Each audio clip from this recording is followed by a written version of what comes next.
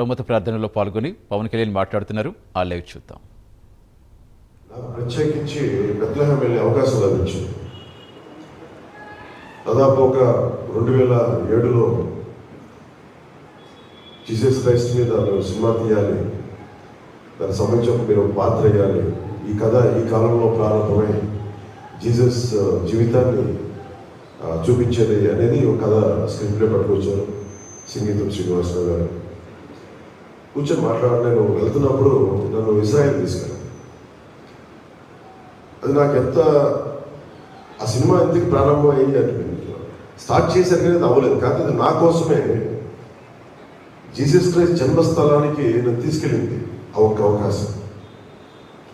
Jesus Christ నడిచిన, ఆయన సిలువేసి నడిపించిన ఆ నేల మీద నడిచింది.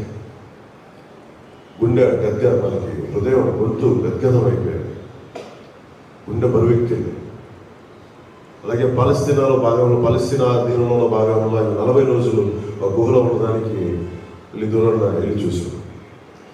సో ఆయన నడిచిన బెత్లెహేం, ఆయన పుట్టిన స్థలం, ఆయన్ని సిలువేసిన మార్గం, ఆ చర్చ్, వీటన్నిటికి వెళ్ళి నాకు ఒక రోజు ఒకటే అనిపించింది, భగవంతుడు నాకు ఒకటే చెప్తున్నాడు, సర్వమతాలకి గౌరవం ఇవ్వాలి, ఒకటే దైవం అనేక మార్గాల్లో కనిపిస్తూ ఉంటుంది.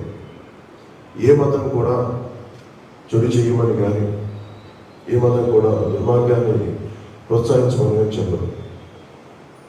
ఇందాక మాట్లాడుతూ డాక్టర్